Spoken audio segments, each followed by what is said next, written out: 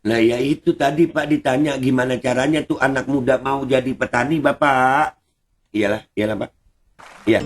Bismillahirrahmanirrahim. Guys, gue dapat endorsan lagi. Sebenarnya gue kurang suka sama endorsan ini. Karena apa? Ini susu kambing guys. Gue tuh kalau minum susu kambing rada nggak doyan gitu. Soalnya bau-baunya bau kambing gitu. Bau anyir ya. Tapi ini katanya pakai stevia. Ini goat milk etawa. Etawa. Ya ini pakai stevia, gue nggak tahu nih rasanya enak apa kagak. Kalau nggak enak ya gue nggak doyan ya. Walaupun kita tahu sama tahu bahwasanya susu kambing itu memang khasiatnya banyak, lebih berkhasiat daripada susu sapi. Apalagi kalau ngolahnya bener. Ya kita coba nih, udah dibuat nih ya. Goat milk etawa. Oke, Bismillahirrahmanirrahim.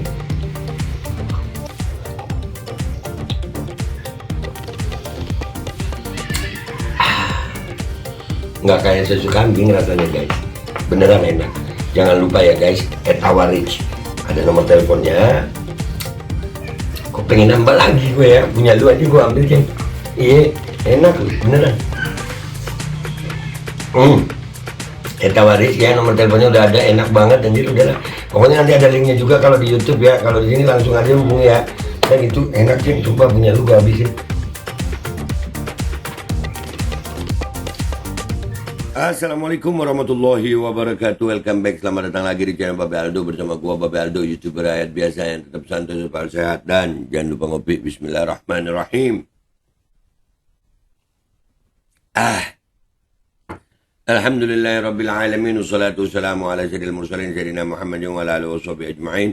Rabbi syrah li sadri wa yassir li amri wahlul 'uqdatam min lisani yafqahu qawli bi nabi wa alihi. Salam revolusi akhlak, semangat revolusi akhlak. Semoga akhlak kita jadi lebih baik hari ini dibanding kemarin. Panjang umur, perjuangan, merdeka, Allahu Akbar. Salam sejahtera bagi seluruh rakyat Indonesia dimanapun kalian berada. Semoga kalian semuanya dalam keadaan sehat walafiat, tidak kurang suatu apapun. Dan mudah-mudahan kalau ada yang sakit dari kalian itu menjadi sakit penghapus dosa, penambah pahala. Sakit yang insya Allah segera disehatkan oleh Allah SWT dalam sehat yang manfaat. Amin. Ya Rabbal Alamin. Oke guys, ada postingan di Twitter ya, ini Pak Gemoy ngelantur kah ini? Aduh. Nanti coba kita analisa kenapa Prabowo jadi begini ya. Ya. Nih, yang ditanya apa kok jawabannya malah nyuruh datang ke Hambalang. Aduh, wowo pusing kepala Barbie. Nah, ini foto videonya di Twitter itu dipotong-potong ya. Tapi akhirnya gue nyari ini cuplikan video di TikTok, ini fullnya ini. Kayak kita simak sama-sama ya. Bagaimana kejadiannya ini ya. Kita simak sama-sama. Kenapa dibilang ngelantur ya? Kenapa ya kan? Lanjut. Bismillahirrahmanirrahim. Baik, pertama saya persilakan Bapak Kurkit Suryo Wicaksono, Wakil Ketua Umum Wilayah Sulawesi. Oke, itu Bapak Kurkit Wicaksono, Wilayah Sulawesi, Ketua Umum Wilayah Sulawesi. Itu tulisannya, inilah kualitas Capres 02. Nggak bisa jawab, si Gemoy ngelantur kemana-mana. Yang ditanya apa, yang dijawabnya kemana. Bawanya emosi, malah minta diskusi di rumahnya. Ternyata nggak debat loh, ini diskusi loh. Diskusi itu apa ya, mencari jalan keluar gitu, bukan debat. Diskusi aja kau. Ini ada apa ini sama Bapak? Ini ada apa? Ada apa sama Bapak Gemoy? Ada apa Bapak Moy? Omong-omongnya napa Bapak Moy? Bapak Moy napa? Ada masalah? Istirahat aja Pak. Oke? Ini kita lihat nih ya. Guys, kalian jangan marah kalau gua post-post ya, gua ngereaksi. Karena ya beginilah ngereaksi. Nantilah, ini video fullnya gua taruh di belakang deh ya. Jangan ngomel dulu, oke? Lanjut. Dan ini tadi juga sudah dibahas oleh Bapak tentang bagaimana rakyat makmur. Pasti pangannya juga harus makmur. Silakan Pak. Terima kasih Pak. Assalamualaikum warahmatullahi wabarakatuh. Waalaikumsalam warahmatullahi wabarakatuh. Ya, ini volumenya kegedean guys, kuping gue sakit. Selamat pagi menjelang siang Pak Prabowo Subianto. Terima kasih atas kehadirannya di Kadin Pak. Saya Kukrit Pak, mewakili teman-teman Kadin ingin memberikan titipan pertanyaan terkait ketahanan pangan Bapak. Dalam 10 tahun terakhir jumlah penduduk Indonesia bertambah 25,5 juta jiwa. sedangkan jumlah petani berkurang 1,7 juta jiwa. Jumlah petani akan terus berkurang karena 32% petani berusia di atas 60 tahun. Sedangkan anak muda kurang berminat untuk menjadi petani baru. Ekosistem pertanian juga belum naik, Bapak. 59% petani menggarap lahan di bawah setengah hektar. Sehingga sulit sekali mendapatkan bibit, pupuk, dan juga teknologi karena kecilnya skala usaha mereka. Di sisi lain, nilai tukar petani semakin menurun akibat rendahnya produktivitas dan masih rendahnya teknologi. Pertanyaannya Bapak, bagaimana strategi Bapak untuk meningkatkan produksi pangan dan mewujudkan kemandirian pangan? Izin pertanyaan kedua, apa strategi Bapak untuk meningkatkan pendapatan petani melalui modernisasi pertanian sekaligus mewujudkan kemandirian industri pertanian? Terima kasih Bapak. Sebelum Prabowo jawab, seorang Babe Aldo yang cuma lulusan SMA ini, yang cuma YouTuber rakyat jelata ini, izinkan saya menjawab pertanyaan Bapak yang Bapak Kukrit ini tentang bagaimana anak muda yang tidak tertarik dengan pertanian. Sementara sudah banyak petani usia lanjut, sehingga populasi petani itu makin sedikit gitu. Yang mau berminat jadi petani makin dikit. Oke, gue coba jawab ini ya, dengan jawaban gue dulu deh. Baru ntar lu bandingin jawaban gue sama Prabowo gitu. Ya, ini gue dulu yang ngejawab ini. Gue ngeliat video ini baru gitu. Gue kalau ngereaksi baru, bukan gue pelajarin dulu videonya. Bukan. Jadi ini gue jawab dulu. Untuk membuat anak muda tertarik, kita harus tahu bagaimana keadaan anak muda sekarang di wilayah-wilayah yang ada sektor pertaniannya itu besar. Contoh di Jawa Tengah, mungkin di Jawa Timur ada sebagian yang pertaniannya besar. Kita harus turun ke lapangan melihat anak muda di sana itu kenapa kok nggak mau pertanian. Ada masalah apa anak muda di sana? Dan kalau gue ngelihat secara umum, karena gue kumpul juga sama anak-anak muda ya. Ya, masalah terbesar anak muda ini adalah bagaimana sistem pendidikan anak muda yang membosankan. Sangat membosankan. Kenapa? Sehari dari mulai SD udah ditawari dengan kurikulum yang dari pagi sampai sore, pagi sampai sore. Anak-anak akhirnya apa? Pikiran mereka dalam sekolah, dalam pendidikan, itu carinya permainan. Bagaimana mereka bermain. Anak-anak muda sekarang ini lebih stres daripada orang tua. Kenapa? Setiap sekolah, setiap pendidikan, mereka disuguhi sama pelajaran-pelajaran yang nggak satu mata pelajaran. Bahkan dalam proses penjurusan mata pelajaran itu baru SMA. Nggak tahu ya, kalau sekarang SMA, penjurusan SMA kelas berapa itu? Nah, jadi bagaimana membuat anak muda ini tertarik dengan pertanian? Berikan pelajaran tentang pertanian, penjurusan tentang pertanian, itu dari mulai tingkat SMP. Bikinkan. Mereka asik kok belajar di luar kelas itu, mereka asik. Kenalkan anak muda itu lewat apa? Jalur pendidikan, lewat jalur sekolah. Buka jurusan pertanian dari mulai SMP. Di SD, itu ajari anak-anak. Anak-anak mainkan ke sawah. Tunjukkan. Kalau anak-anak sekarang nggak kenal dengan pertanian, jangan salahkan anak-anaknya. Orang tuanya mikirinnya matematika mulu. Bahasa Inggris mulu. Komputer mulu. Akhirnya anak-anaknya ya jadi anak-anak generasi Mobile Legend. PUBG. Karena apa? Nggak pernah dikenalkan tentang pertanian. Jadi sumber masalah kenapa anak muda tidak mau menekuni sektor pertanian karena tidak pernah dikenalkan. Jadi jalan keluarnya apa? Kalau saya jadi presiden, naudzubillah min dzalik, ya Allah selamatin gue. Ini pura-puranya doang. Pura-puranya gue capres gitu. Kalau saya jadi presiden, maka saya akan rubah kurikulum sekolah. Anak-anak dari SD mulai sudah ada itu. Sebulan sekali wajib untuk turun ke sawah. Mengenalkan anak-anak tentang pertanian. Karena sektor pertanian itu adalah sektor yang bisa menggembirakan. Selama ini anak-anak kita itu cuman Ya, kenalnya petani itu susah, petani itu susah.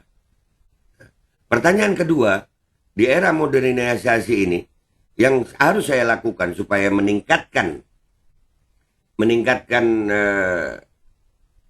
nilai jual petani, bagaimana tingkat perekonomian petani itu bisa apa ya, makmur gitu. Petani itu jadi orang yang makmur.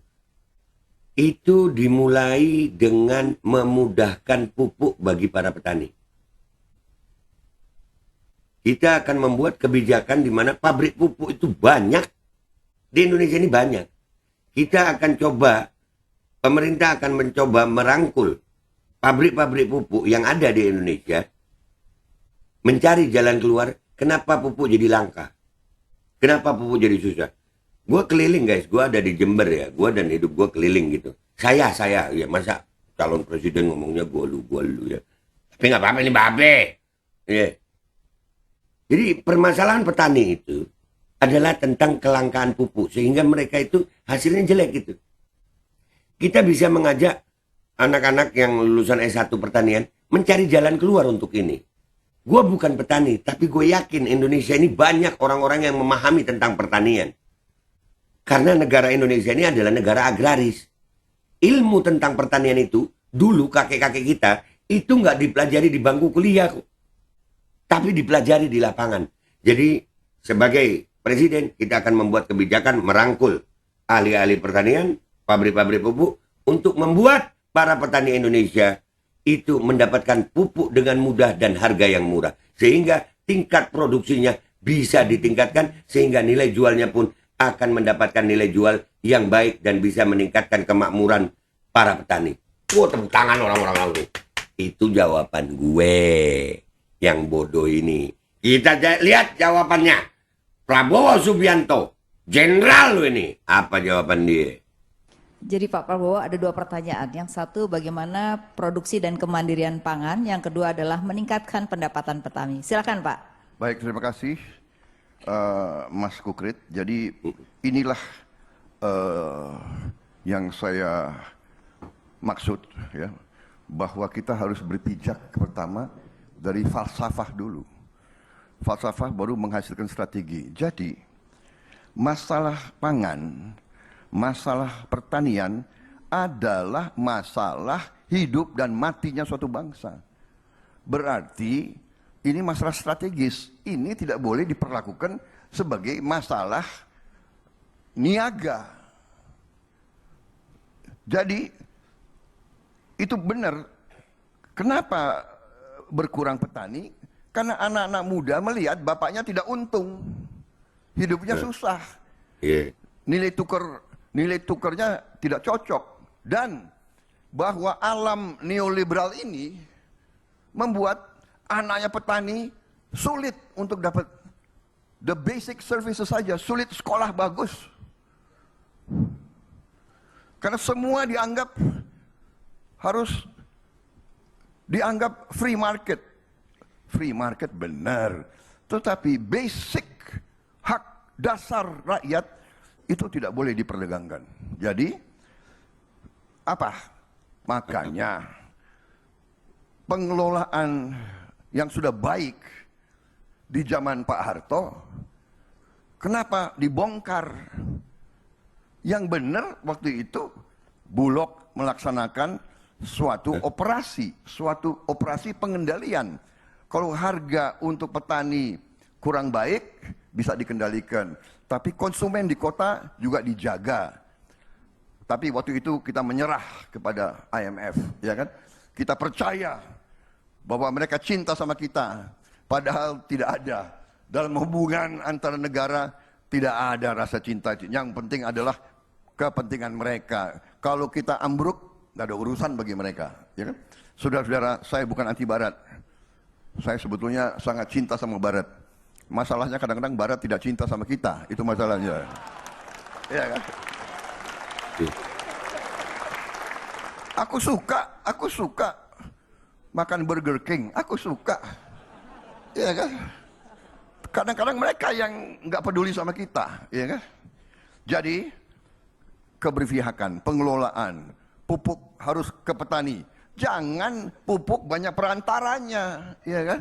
Dan jangan dibiarkan diperdagangkan, itu pupuk subsidi untuk rakyat, benih dan sebagainya.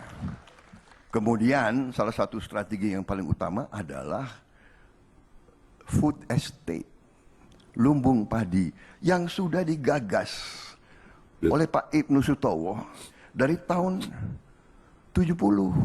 Jadi sudah hampir 50 tahun yang lalu. Bentar dulu. Ya, kalian yang nilai deh ya. Ya deh, dihabisin deh ini. Deh. Dan ini satu-satunya jalan. Karena faham orang-orang neolib, nggak usah, untuk apa? Untuk apa beli beras dari petani Indonesia? Beli aja dari petani Vietnam. Lebih murah. Padahal kalau dia tutup, dia tidak mau jual, kita makan apa? Saya sudah bicara bertahun-tahun. Ada rekam digital, rekam cetak saya semua. Dari berapa tahun kita harus punya food estate yang besar. Tapi kita harus bantu semua petani kita. Kita harus bikin petani makmur. Jadi anaknya petani mau jadi petani. Seperti di Jerman di mana-mana. Dia kerja di ladang sore, dia naik mobil, dia ke disco malam-malam. Ya. Bentar dulu. Nih, ya udahlah kalian yang nilai dah ya. Ya Allah. Ini tadi kan pertanyaannya. Iyalah. Iyalah. Saya pernah ke desanya Jerman. Bau tai sapi. Tapi mobilnya Golf. Rumahnya bagus. Sore-sore dia udah langsung ganti baju.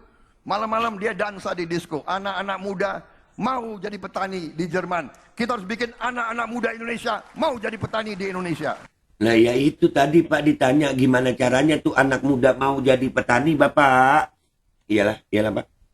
Iya. Sebetulnya moderator ini bicara pertanian ini nggak bisa hanya 2 menit. Hah? Mau nambah? Boleh Pak. Boleh. 30 Oke, detik. begini. Ya. Anda undang saya sekarang, saya undang Anda khusus. Kita diskusi 5 jam di Hambalang. Bagaimana? Setuju. Iya. Setuju ya. 5 jam. Setuju Pak, setuju. Iya bikin. Iyalah. 2 menit. Setuju, 2 Pak. menit kumaha tuh. Iya. Nanti kita undang Kadin ke tempatnya Bapak. 5 jam ya Pak, setuju banget Pak. Baik, soalnya yang nanya banyak banget Pak hari ini. Jadi mohon maaf Pak, nanti ada 5 lagi yang tanya. Boleh ya Pak?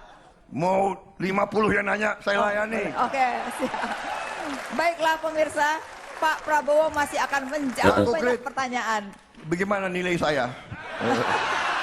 150 ya. Rupanya- Ya, kemana-mana karena Pak Bowo. Rupanya masih baper, masih ke bawah itu omongan di debat masalah nilai. Udahlah, kalian yang nilai sendiri ya. Itu tadi jawaban gue dibanding sama jawaban Prabowo gitu. Berapa nilai gue, berapa nilai Prabowo? Oke? Komentar yang baik di bawah. Gue minta maaf kalau ada salah. Sampai jumpa di konten gue berikutnya. Wabillahi taufiq wal hidayah. Wassalamualaikum warahmatullahi wabarakatuh.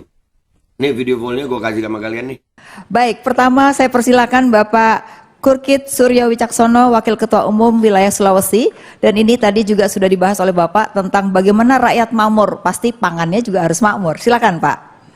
Terima kasih, Mak. Assalamualaikum warahmatullahi wabarakatuh. Selamat pagi menjelang siang Pak Prabowo Subianto. Terima kasih atas kehadirannya di Kadin, Pak. Saya Kukrit, Pak. Mewakili teman-teman Kadin ingin memberikan titipan pertanyaan terkait ketahanan pangan, Bapak. Dalam 10 tahun terakhir jumlah penduduk Indonesia bertambah 25,5 juta jiwa.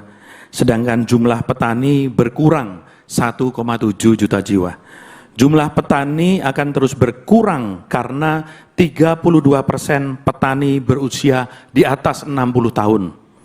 Sedangkan anak muda kurang berminat untuk menjadi petani baru. Ekosistem pertanian juga belum naik, Bapak. 59% petani menggarap lahan di bawah setengah hektar. Sehingga sulit sekali mendapatkan bibit, pupuk, dan juga teknologi karena kecilnya skala usaha mereka.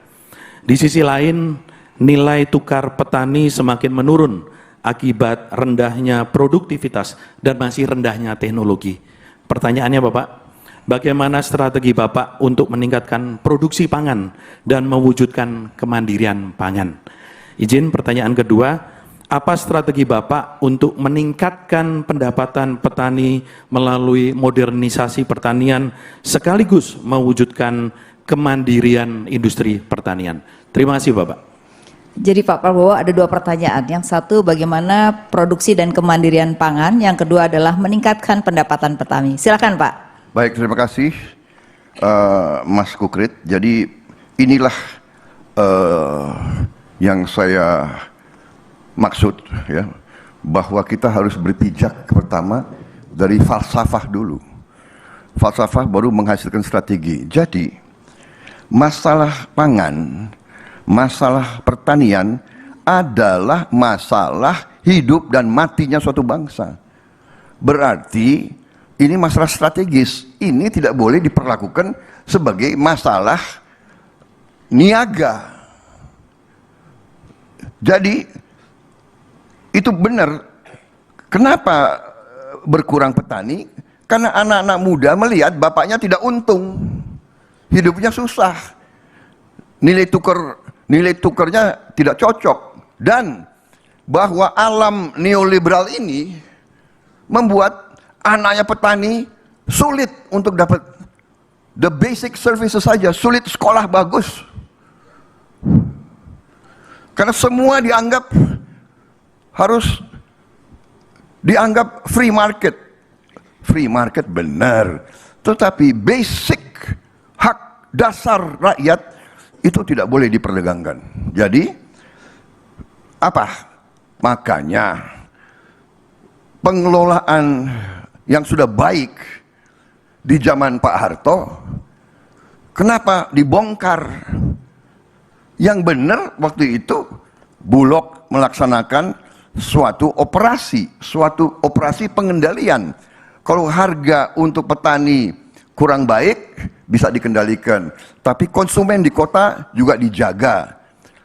Tapi waktu itu kita menyerah kepada IMF, ya kan? Kita percaya bahwa mereka cinta sama kita, padahal tidak ada. Dalam hubungan antara negara tidak ada rasa cinta. Yang penting adalah kepentingan mereka. Kalau kita ambruk, nggak ada urusan bagi mereka, ya kan? Saudara-saudara, saya bukan anti Barat. Saya sebetulnya sangat cinta sama Barat. Masalahnya kadang-kadang Barat tidak cinta sama kita, itu masalahnya. Ya kan? Aku suka makan Burger King, aku suka. Ya kan? Kadang-kadang mereka yang nggak peduli sama kita, ya kan? Jadi keberpihakan, pengelolaan pupuk harus ke petani. Jangan pupuk banyak perantaranya, ya kan? Dan jangan dibiarkan diperdagangkan, itu pupuk subsidi untuk rakyat, benih dan sebagainya.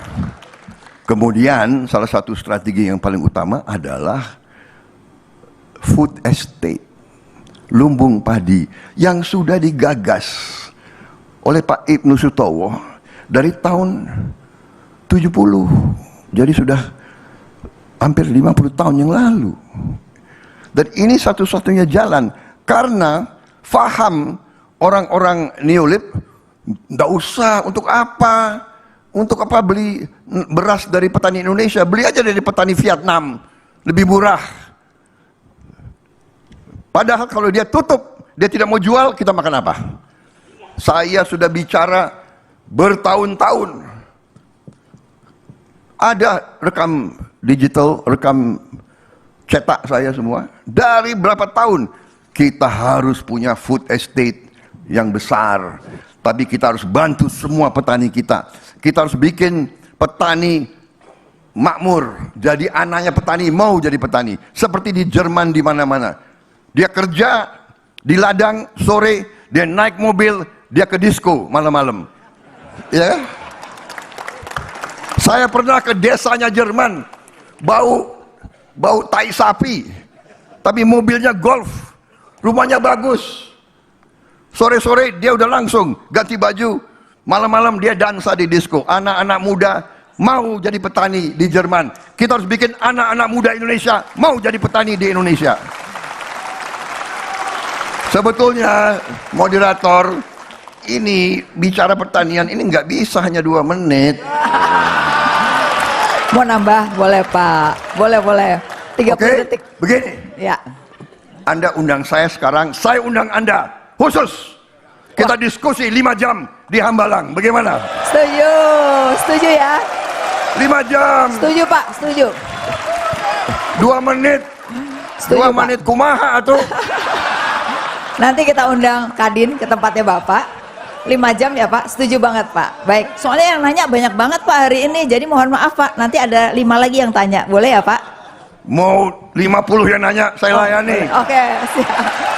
Baiklah pemirsa, Pak Prabowo masih akan menjawab Pak Kukrit. banyak pertanyaan. Bagaimana nilai saya? 150 ya. Ya pemirsa jangan kemana-mana karena Pak Bowo masih akan menjawab semua pertanyaan daripada pengurus Kadin. Silahkan lewat iklan kita.